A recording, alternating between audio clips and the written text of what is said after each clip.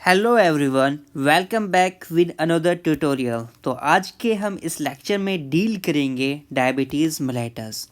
Diabetes mellitus एक metabolic disorder है जो कि अफेक्ट कर चुका है millions of people world wide. और बेटा अगर हम इसकी बात करें कि ये बॉडी में अकर कैसे करता है, तो बेटा बॉडी में जो ब्लड ग्लूकोज लेवल है जब वो उसका रेगुलेट होना अनेबल हो जाता है तो उस कंडीशन को हम बोलते हैं डायबिटीज़ मेलाइटस। तो ये ही इस डेफिनेशन में यहाँ पे लिखा हुआ है, diabetes mellitus is a chronic metabolic disorder and characterized by elevated blood glucose level. Got it. कि हमने देखा अभी कि जो डायबिटीज़ मेलाइटस है उसके रेगुलेशंस जब इनेबल हो जा रहा है मींस या तो वो डिक्रीज़ हो जाएगा या फिर एलिवेटेड हो जाएगा। तो यहाँ पे एलिवेटेड है ब्लड ग्लूकोज लेवल, तो इसी को एक टर्म यहाँ पे हम यूज़ करते हैं हाइपरग्लाइसेमिया। मींस जब ब्लड ग्लूकोज लेवल इंक्रीज कर जाता है तो उस कंडीशन को हम बोलते हैं हाइपरग्लाइसेमिया। Got it. तो जो ब्लड ग्लूकोज लेवल है वो अनेबल हो रहा है तो उसकी दो कंडीशंस हो सकती हैं। फर्स्ट कंडीशन होती है due to insufficient insulin productions. Got it. Insulin की अभी डिटेल में हम डिस्कस करेंगे वो इंसुलिन क्या है, अभी डेफिनेशन देख लेते हैं।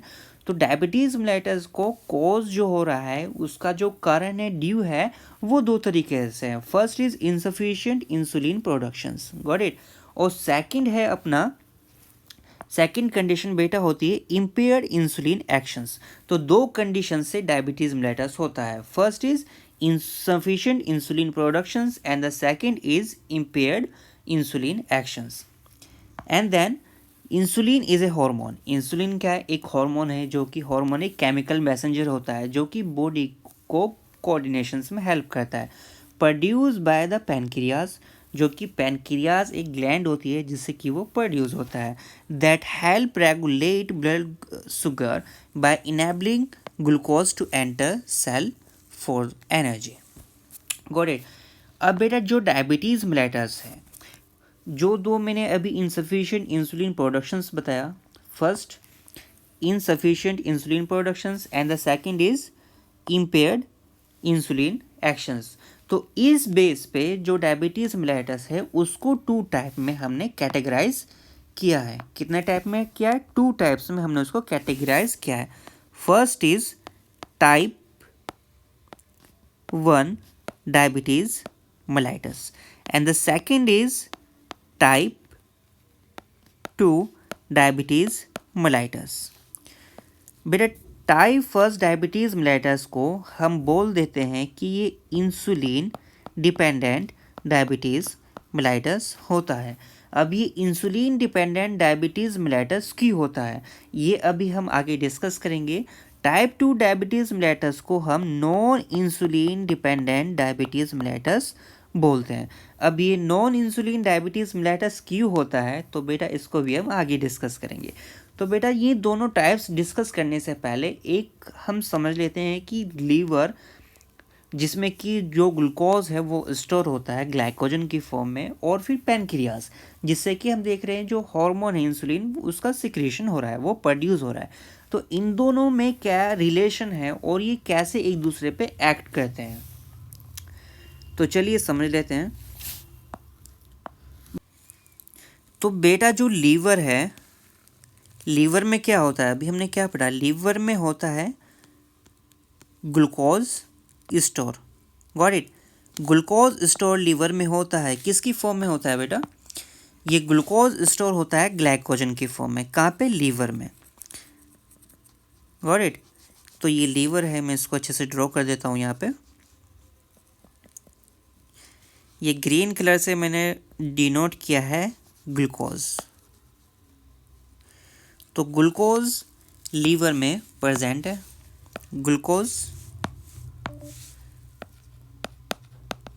ग्लूकोज लीवर में प्रेजेंट है, किसकी फॉर्म में प्रेजेंट है? ग्लाइकोजन। Got it. अब पैनक्रियाज की हम बात करें, पैनक्रियाज भी एक ग्लैंड है जो कि इंसुलिन का सिक्रीशन करती है। किसका सिक्रीशन करती है? इंसुलिन का सिक्रीशन करती है।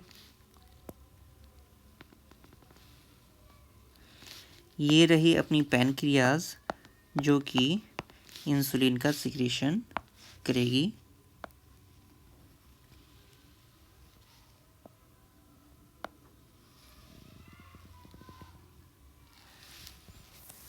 Got it.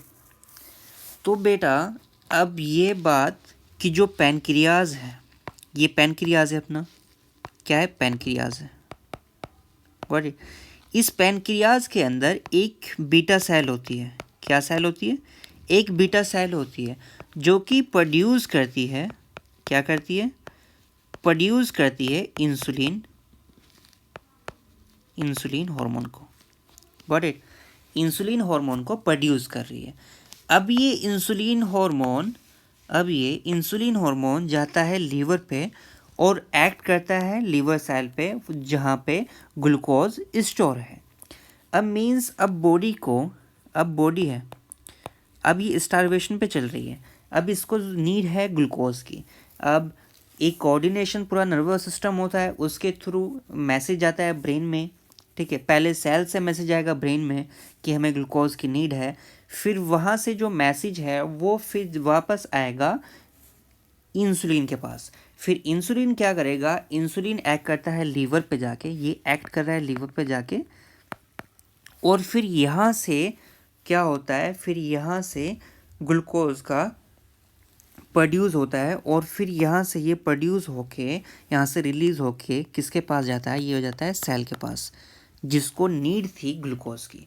तो बेटा ये मैकेनिज्म होता है कि इंसुलिन कैसे एक्ट करता है, कैसे रेगुलेट करता है ग्लूकोज को। अब बेटा डिस्कस करेंगे कि टाइप 1 डायबिटीज़ मेलाइटस और टाइप 2 डायबिटीज़ मेलाइटस वो क्यों कैटेगराइज किए गए हैं अलग अलग, कि क्यों उनके दो अलग अलग कॉजेज़ हैं। तो सबसे पहले डिस्कस कर लेते हैं बेटा type 1 diabetes mellitus. First, type 1 diabetes mellitus. तो बेटा अभी हमने ऊपर एक कंडीशन देखी। क्या कंडीशन देखी? कि इनसफिशिएंट इंसुलिन प्रोडक्शंस। तो बेटा जो डायबिटीज़ मेलाइटस की जो फर्स्ट जो कॉजेज़ हैं, जो फर्स्ट कंडीशन है वो यही है कि इसमें इनसफिशिएंट इंसुलिन प्रोडक्शन हो रहा है। इंसुलिन का इनसफिशिएंट प्रोडक्शन हो रहा है। अब ये इनसफिशिएंट इंसुलिन का प्रोडक्शन होता क्यों है? ये इसलिए होता है, हमने अभी देखा जो इंसुलिन है वो प्रोड्यूस हो रहा है, कहाँ से प्रोड्यूस हो रहा है? वो इंसुलिन बेटा प्रोड्यूस हो रहा है बीटा सेल से। ठीक है, बीटा सेल से प्रोड्यूस हो रहा है। अब टाइप 1 डायबिटीज़ मेलाइटस के केस में होता क्या है? ये बीटा जो सेल है, बीटा जो सेल है, इसमें क्या होता है? हमारा इम्यून सिस्टम मिस्टेकली अटैक कर देता है बीटा सेल पे। एक इसको दुश्मन समझ के इम्यून सिस्टम हमारा बीटा सेल पे अटैक कर देता है, जिससे जो बीटा सेल है वो क्या हो जाती है? डेस्ट्रॉय हो जाती है। बीटा सेल क्या हो जाती है? डेस्ट्रॉय हो जाती है। इसी कंडीशन को हम बोलते हैं ऑटो इम्यून डिसऑर्डर। कि टाइप 1 डायबिटीज़ मेलाइटस एक ऑटो इम्यून डिसऑर्डर है कि हमारे इम्यून सिस्टम ने मिस्टेकली अटैक किया पैनक्रियाज के बीटा सेल पे, जिससे कि जो बीटा सेल थी वो डेस्ट्रॉय हो गई। अब जब बीटा सेल ही यहाँ पे डेस्ट्रॉय हो जा रही है तो इंसुलिन प्रोड्यूस नहीं होगा ना, क्योंकि बीटा सेल ही जो इंसुलिन का प्रोडक्शन करा रही थी, तो वो ही जब डेस्ट्रॉय हो जा रही है तो इंसुलिन का प्रोडक्शन नहीं होगा। तो इसीलिए कहते हैं कि इस टाइप 1 डायबिटीज़ मेलाइटस के केस में इनसफिशिएंट इंसुलिन प्रोडक्शन होता है।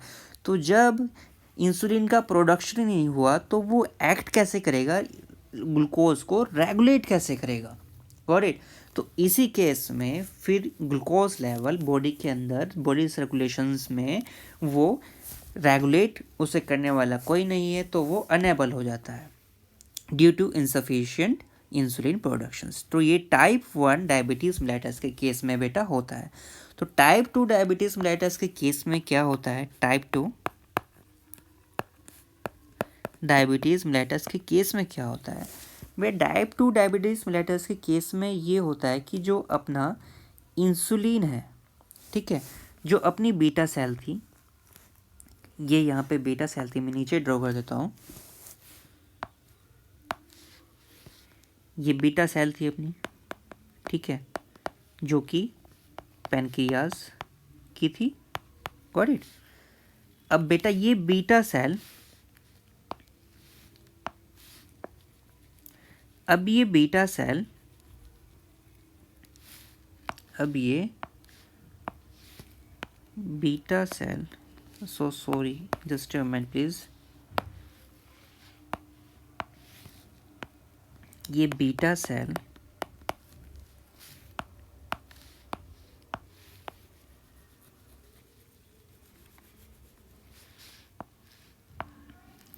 ये बीटा सेल यहाँ से प्रॉपर इंसुलिन का प्रोडक्शन करा रही है, प्रॉपर इंसुलिन का प्रोडक्शन करा रही है।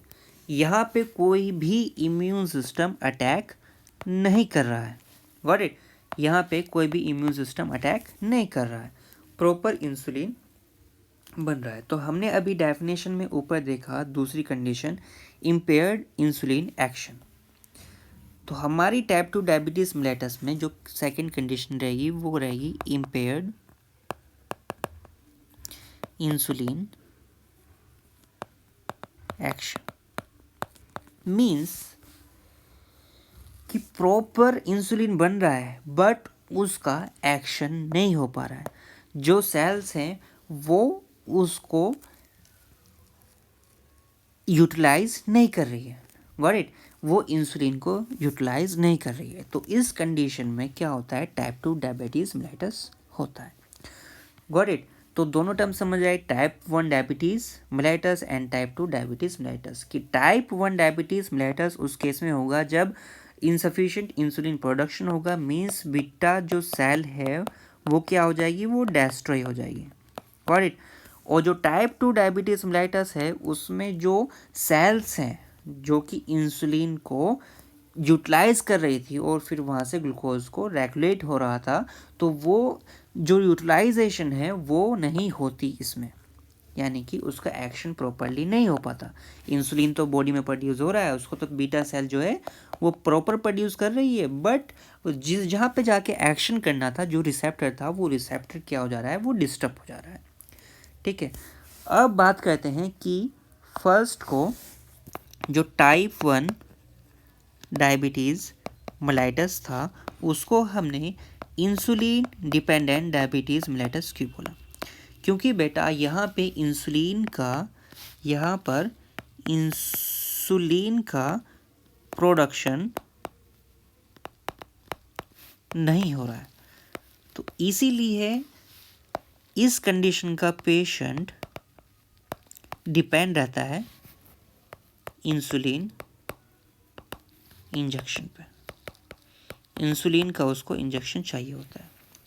बट टाइप 2 डायबिटीज़ मेलिटस के केस में हम बात करें, किसके केस में बात करें, टाइप 2 डायबिटीज़ मेलिटस के केस में बात करें, ये non insulin dependent diabetes mellitus होता है, गॉट इट।